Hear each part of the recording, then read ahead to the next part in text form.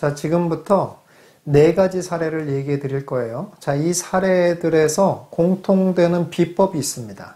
그 비법이 뭔지 여러분들 한번 찾아보세요. 첫 번째 사례는 이렇습니다. 이분은 강남에 재건축을 하나 갖고 있으셨어요. 이분이 이제 조합 임원들이랑 좀 많이 교류를 갖고 있었어요. 그런데 아주 중요한 정보를 하나 듣게 된 거죠. 그 정보는 뭐냐면 시공사가 조합원 분양가를 올릴 것이다 라는 정보를 듣게 됐습니다. 그럼 어떻게 되겠어요? 어마어마한 악재죠. 그렇기 때문에 매가가 떨어질 게 너무너무 분명한 상황입니다. 더더군다나 얘 가격이 굉장히 많이 올랐거든요. 그래서 과감하게 이게 발표되기 전에 잽싸게 팔아야 되겠다라고 생각을 했습니다. 그래서 매각을 했습니다. 얼마에 매각을 했냐면 15억에 매각을 했습니다. 이분은 얼마에 샀냐면 5억에 샀거든요. 그러니까 무려 3배나 상승을 한 거기 때문에 벌 만큼 벌었다고 생각을 했고, 이제 가격이 떨어질 거기 때문에 이제 팔아야 된다라고 생각을 한 겁니다. 그래서 15억이 계약이 됐어요. 그래서 계약금 1억 5천을 받았습니다. 그런데 계약금을 받고 잔금을 치르기 전에 그 발표가 딱 나버린 거예요. 그러니 어떻게 되겠습니까? 가격이 확 떨어질 거 아니에요. 그러니 매수자가 어떻게 연락이 왔냐면은 포기하겠다, 계약을. 그래서 안 하겠다 한 거예요. 그래서 이제 참 난감한 상황이 돼버렸잖아요. 근데 1억 5천을 벌죠, 당연히. 1억 5천은 벌지만 앞으로 가격이 더 떨어질 것 같아서 불안하단 말이에요. 그래서 이분이 이제 제안을 했습니다. 뭐라고 제안을 했냐면은 내가 5천만 원 깎아줄게. 5천만 원 깎아줄 테니까 그냥 계약을 진행하자. 라고 얘기를 했어요. 그랬더니 상대방에서 얘기하는 말이 뭐냐면은 1억 5천 깎아줘라. 1억 5천 깎아주면은 내가 진행을 하겠다. 이렇게 얘기가 왔다는 거예요. 그래서 그 시점에 이제 저를 찾아왔습니다. 찾아와서 1억 5천씩이나 깎고, 그러니까 다시 말해서 13억 5천에 파는 거죠. 13억 5천에 파는 게 이게 맞겠습니까? 그런 제안을 받아들이면서까지 이 계약을 진행해야 되겠습니까? 이렇게 저한테 물어보러 온 거예요. 제가 뭐라고 그랬겠습니까? 그냥 해약 받으세요. 해약 받으시고 나중에 다시 파세요. 그냥 그게 낫겠습니다 라고 얘기했어요. 왜냐하면은 이제 1억 5천을 더 깎아준다는 것도 그렇지만 깎아주고도 어떻습니까? 깎아주고도 사는 사람도 계속 못마땅하고 불안하고 막 계속 이럴 거잖아요. 그러니 이때는 그냥 넘어가시는 게 낫겠습니다. 그리고 1억 5천을 일단 벌었으니까 좀 여유도 생기고 하는 거니까 그냥 조금 떨어질 거라는 불안감은 있어도 지금 같은 때는 그냥 해약을 받아주는 게 좋겠습니다 라고 했어요. 그래서 결국 그분 그냥 해약을 받아줘 버렸습니다. 그래서 1억 5천을 챙겼죠. 자, 그런데 가격은 어떻습니까? 14억으로 떨어지고 13억으로까지 떨어지고 이렇게 되는 거예요. 이렇게 계속 이런 상황이 되니까 막 불안해졌어요. 그런데 나중에 어떻게 됐냐면 결국 그렇게 떨어지던 가격은 다시 계속 올라가기 시작하는 겁니다. 그래서 이분은 결국 얼마에 팔았냐면 17억에 팔게 됐습니다. 그래서 이분은 원래 생각했던 15억보다 2억이나 더 비싸게 팔았을 뿐만 아니라 1억 5천까지 챙겼죠. 3억 5천이라는 돈을 짧은 시간에 더 벌게 되는 그런 일이 벌어졌습니다. 자, 두 번째 사례는 이분은 분양권을 하나 샀어요. 근데 이게 워낙 이제 분양권이 막 오르던 시절이었는데도 얘만 안 올랐던 거예요. 그걸 이제 알게 돼서 이 분양권 하나 샀습니다. 근데 이제 그래도 계속 안 오르는 거예요. 근데 그러다가 드디어 이제 본인의 생각이 맞은 거죠. 폭등을 하기 시작했습니다. 그래서 무려 하나도 프리미엄이 안 붙던 이 분양권이 1억 5천이라는 프리미엄이 붙었어요. 신났잖아요. 본인은 프리미엄 하나도 안 주고 샀으니까 1억 5천원이나 붙었습니다.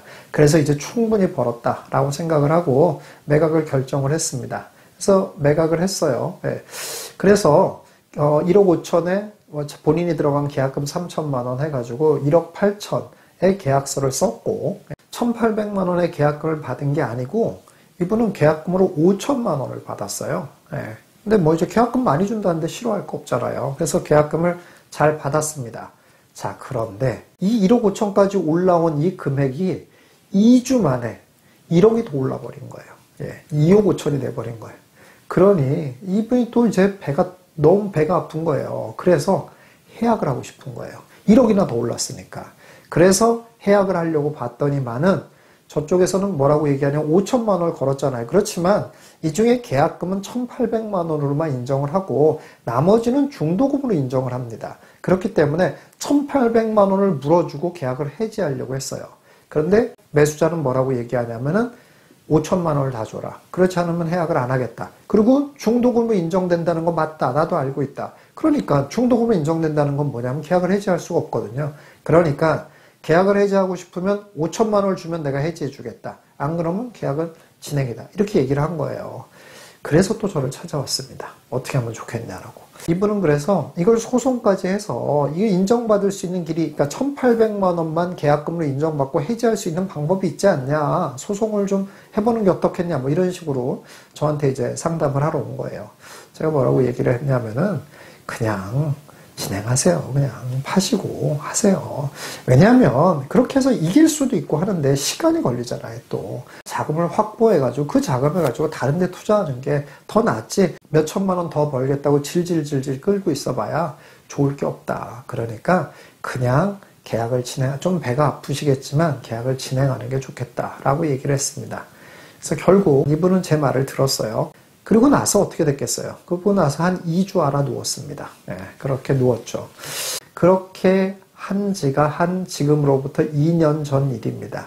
지금 그 아파트 어떻게 됐겠습니까? 예, 본인이 판 금액보다도 더 아래로 떨어졌어요. 예, 그렇게 됐습니다. 그래서 드디어 2년 만에 본인의 병은 완전히 나은 이런 상황이 돼버렸습니다. 자, 세 번째 사례는 이분도 분양권을 샀어요. 근데 이분은 이제 프리미엄 5천만 원을 주고 분양권을 샀습니다. 그런데 이 분양권을 사자마자 7천, 8천, 막 1억 이렇게 가는 걸 보고 잽싸게 3개를 더 샀습니다. 그래서 총 4개를 산 거예요. 4개의 분양권을 샀습니다. 그런데 이게 계속 올라가서 얼마까지 올라갔냐면 2억 5천까지 올라갔으니까 하나당 2억씩 벌었잖아요. 곱하기 4. 8억을 번 거예요. 어마어마한 일이 벌어진 거지 않습니까? 그것도 짧은 시간에. 그러니까 막 너무 신난 거죠. 내가 부자가 됐구나 하고 너무 신났는데 갑자기 어느 날 연락이 왔습니다. 본인의 이제 그 분양권을 중개한 중개업소에서 연락이 왔는데 이 중에 무려 2개가 매도한 사람이 이중 매매를 했다는 거예요. 이 이유는 여러 가지 이유가 있었는데 하여간 이중 매매를 했어요. 왜 이중 매매를 하게 됐냐면 사실 이 분양권은 합법이 아니었습니다. 뭐 조금 부동산 시장을 아시는 분들은 알고 계시겠지만 뭐 권리확보 서류라고 하는 거 있잖아요. 예, 그래서 분양권 전매가 안 되는 건데 전매를 해놓고서 권리확보 서류 받고 나중에 전매되는 때 명의를 옮겨주는 약속을 하는 거잖아요. 예, 그러니까 뭐 완전한 불법입니다. 그러다 보니 이런 일들이 종종 벌어지거든요. 결론은 뭐냐면 그 2개가 이제 밝혀졌으니까 이 사람이 매도자가 뭐 그걸 이제 나중에 끝까지 가면 사기가 되는 거기 때문에 매도자가 하나는 취소하고 하나를 해주겠다 이렇게 한 거예요. 그렇게 돼야지 맞는 거니까. 그런데 상대 쪽에서도 그 매수한 사람이 있을 거잖아요. 매수자가 둘인 거잖아요. 그 한쪽 매수자가 난리 나는 거예요. 절대 자기는 포기할 수 없다. 이런 식으로 하니까 근데 뭐 만나서 3명이서 만나서 막 어마어마하게 싸우고 뭐 소송을 한 해 만에 막 난리가 난 거예요. 그런 상황에서 또 저를 찾아왔습니다. 그래서 제가 뭐라고 얘기했냐면은 그래도 2개가 남아있는 상황이고 그리고 또 2개가 설령 이제 그렇게 되는 상황이다라고 하더라도 이게 차라리 좀 일찍 발견되게 다행이다. 입주 때 가서 발견됐으면 어쩔 뻔했냐. 그럼 매도자도 나 몰라 할 거다. 그런 상황이 되면 더 골치 아파지는데 그나마 빨리 발견했으니까 다행이다라고 생각하고 그냥 또 4개나 있으니까 2개는 포기. 어차피 불법인데 또 이런 걸 많이 갖고 있는 것도 좋지 않다. 그러니 그냥 2개는 그냥 포기하셔라. 그리고 그냥 뭐 원금 받고 끝내고 나머지 2개 살렸으면 된 거다라고 생각하시는 게 좋지 않겠냐. 이렇게 얘기를 했어요. 그분이 어땠을 것 같아요? 예, 그분은 제 얘기를 안 듣더라고요. 예, 받아들일 수 없어서 끝까지 그냥 악착같이 싸워서 이겼습니다. 그분이. 예, 그래서 4개를 다 살렸습니다. 4개를 다 살렸는데 그러고 나서 또 한 2년 정도 세월이 지났습니다. 지금에 왔죠. 어떻게 됐을 것 같아요? 예, 본인이 산 프리미엄 5천만 원도 없어진 상황이 돼버렸습니다. 예, 그냥 분양가 수준. 게다가 잔금도 치를 수가 없어서 전세가 안 받쳐줘요. 그래서 잔금도 치를 수 없는 상황이 돼서 이분은 거의 지금 파산 위기에 놓여져 있게 됐습니다. 네 번째 사례는 이분은 전세를 5억 정도에 두고 있는 아파트를 갖고 있으셨어요. 그런데 이 전세가 급등을 했습니다. 그래서 얼마에 급등을 했냐면 6억 5천으로 급등을 했어요. 1억 5천이나 이제 돈을 받게 생긴 거잖아요. 예, 신났습니다. 자, 그런데 어떤 일이 벌어졌습니까? 예, 아시다시피 임대차법이 발효되면서 5% 이상 올릴 수 없는 상황이 돼버렸어요. 근데 여러분 지난 장에 있으셨던 분들은 잘 아시겠죠? 이거 해결하는 방법 있잖아요. 그렇죠? 예, 본인이 들어가면 되잖아요. 그렇죠? 예, 그런데 본인이 들어간다는 거가 진짜 들어가야 되는 건데 가짜로 들어가는 방법도 있잖아요. 들어간다고 말만 해서 내쫓고 나서 본인이 안 들어가고 이러는 방법이 있잖아요. 뭐 당연히 뭐 그러면 안 되지만 어쨌거나 하여간 그렇게 하는 방법이 있단 말이에요. 그래서 이분은 1억 5천 더 회수를 해서 뭐 다른 걸 막 사고 싶단 말이에요. 그런데 겨우 2,500만 원 올리려니 얼마나 차이가 납니까? 1억 5천과 2,500만 원. 너무 차이가 나잖아요. 그러니까는 이분이 너무 속이 상한 거예요. 그래서 저를 찾아왔어요. 근데 뭐 이분이 다 알고 있거든요. 본인이 들어간다고 해서 내쫓는 방법도 다 알고 있고, 뭐 나중에 소송 들어와도 뭐 그 비용만 주면 끝난다. 뭐 이런 것도 다 알고 있어요. 근데 왜 저를 찾아왔냐면은 본인이 이미 그렇게 해서 하나를 내보냈다는 거예요. 그래서 소송 당해가지고 소송비를 주는 게 아까워서 거기에 전입을 본인이 뺄 수가 없는 거예요. 나오면은 이제 세입자가 알 수가 있으니까. 그러니까 나올 수가 없는 거예요. 그러니까 그쪽 집에 전입을 놔두면서도 이 사람들을 내쫓을 수 있는 방법이 있겠냐, 이걸 또 물어보고 저한테 또 찾아오신 거예요. 제가 참 마음이 괴롭습니다. 그래서 이분한테도 그런 말씀 드렸어요. 뭐라고 얘기했냐면은 사실 그렇게 이제 본인이 들어가지도 않을 거면서 세입자들을 내보내는 것도 이게 어쨌거나 하여간 많은 에너지가 많이 소모되는 일이잖아요. 에너지가 많이 소모되는 일이고 소송 왔다 갔다 하는 것들이 쉬운 일은 아니잖아요. 그 돈을, 그리고 뭐 1억 5천이라는 전세금을 받았다고 해서 그게 본인의 이득이 되는 것도 아니잖아요. 물론 투자를 할 수 있는 여력이 생기는 건 맞습니다만은 이득이 되는 것도 아니잖아요. 그런 상황에서, 그리고 또 하나도 이미 했는데 그걸 또 2개도 하겠다고 이렇게까지 하는 거는 조금 너무 무리스러운 것 같습니다. 그러니까 그냥 이거는 5%만 올리시는 게 좋겠습니다. 이런 얘기를 제가 했습니다. 어떻게 했을 것 같아요? 이분도 제 말을 안 들었습니다. 이분도 제 말을 안 듣고 억지로 해가지고 본인이 들어간다고 하고 이쪽에 전입을 빼서 그걸 전입을 넣고 결국 그런 식으로 해서 2개 다 내보내고 전세금을 충분히 올릴 수 있을 만큼 올려서 받았습니다. 어떻게 됐을 것 같아요? 지금. 그렇습니다. 여러분이 예상하는 대로입니다.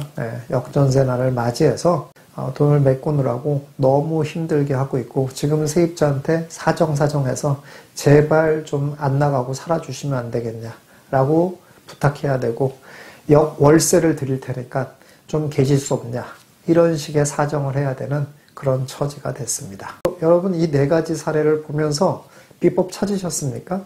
뭐 같습니까? 착하게 살아야 된다. 남한테 피눈물 나게 하면 자기도 피눈물 난다. 기타 등등 여러 가지 교훈들을 배울 수 있겠죠.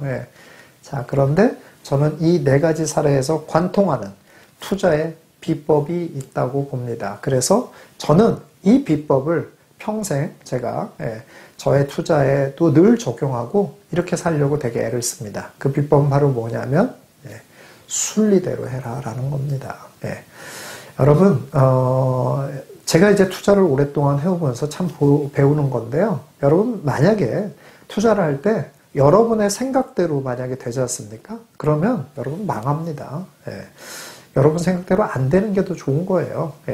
우리의 이런 미래를 전혀 알 수가 없습니다. 물론 여러분들 공부를 많이 하고 또 여러분들이 뭐 억울한 일을 당하면 소송도 걸 수가 있는 거고, 그리고 좀 더 많은 이득을 내기 위해서 자금도 더 마련하고 어떻게 하면 또 자금을 마련할 수 있는 길이 없을까라고 노력을 하고 이런 거 다 좋습니다. 그런데 그 노력에 어느 정도가 있어요. 그것이 무리하게 느껴지는 수준이 있잖아요. 그렇게 무리하게 느껴지는 수준까지는 안 하는 게 좋다라는 거예요. 그냥 좀 내가 노력해서 되는 수준까지, 그 정도까지만 하고 그 이상이 되는 거라면 안 하고 그냥 순리를 따르는 게 좋습니다. 그게 결과적으로 좋은 결과를 내는 경우가 매우 많이 있습니다. 이 생각을 한번 해보세요. 지금 같은 상황에서 순리를 따른다는 것은 어떤 방법일까요? 한번 생각해 보세요. 이런 말을 해주거든요. 네. 그러면 순리를 따르는 게 그렇게 기준을 세워놓고 보면 아, 순리를 따른다는 건 이런 방법일 것 같아 라고 보여집니다. 그러면 그 방법대로 하면 결과가 대부분 좋습니다. 예. 여러분 지금 가장 큰 고민을 겪고 있는 게 두 가지죠. 지금 뭡니까? 예. 부동산 안 팔려요. 또 한 가지는 역전세난 때문에 힘들어요. 이 두 가지잖아요. 이런 역전세난의 고생을 안 하는 사람들 있잖아요. 예. 그런 사람들 어떤 사람들입니까? 이전에 임대차법에 의해서 5%밖에 못 올린다는 걸 그냥 다 받아들이고 5%만 올렸던 사람들. 이런 사람들은 지금 같은 역전세난에 야, 진짜 편안하게 지낸다. 그때 내가 안 올리길 잘했다. 이런 생각을 하고 있지 않습니까?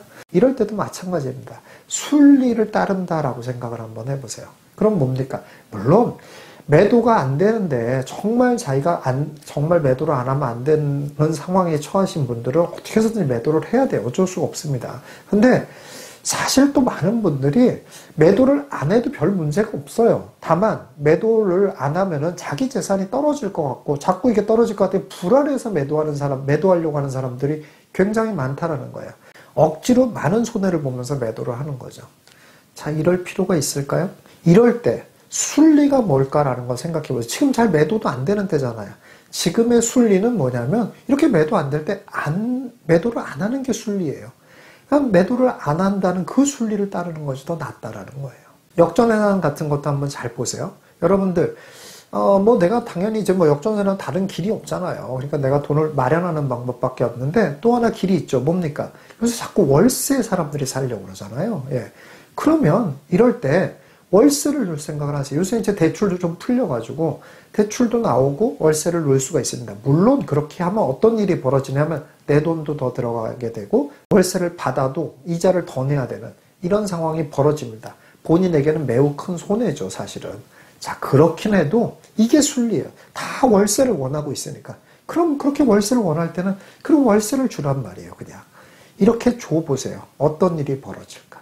세월 지나면 야, 거기서 월세 나와서 나 너무 좋아 라는 말이 나올 때가 또 올 수 있다라는 얘기입니다. 물론 이렇다고 해서 여러분들이 아무 노력도 하지 않고 그냥 되어지는 대로 해라 이런 뜻은 절대 아닙니다. 여러분들이 노력해야 될 건 노력하고 심지어는 소송을 가야 될 일 같은 경우 소송도 가고 그럴 수 있겠죠. 예, 그렇지만 그러는 과정에서 여러분들이 다 느끼는 순간이 있을 거예요. 순리대로 따르는 건 어느 정도 선일까라는 게 느껴지는 때가 있을 거예요. 그럴 때 여러분 그 잣대를 한번 갖다 대보세요. 그러면 여러분들이 어떤 선택을 해야 되는지 좀 더 명확하게 느껴지는 상황이 올 수 있을 것 같습니다. 여러분들도 이런 지혜를 배워서 여러분들의 생각대로만 자꾸 하려고 하지 마시고 이런 순리에 한번 여러분의 판단을 한번 좀 맡겨보시면 어떨까라는 생각이 듭니다. 그래서 조금 더 튼튼한 부의 길로 가시는 여러분들 되시기 바라겠습니다.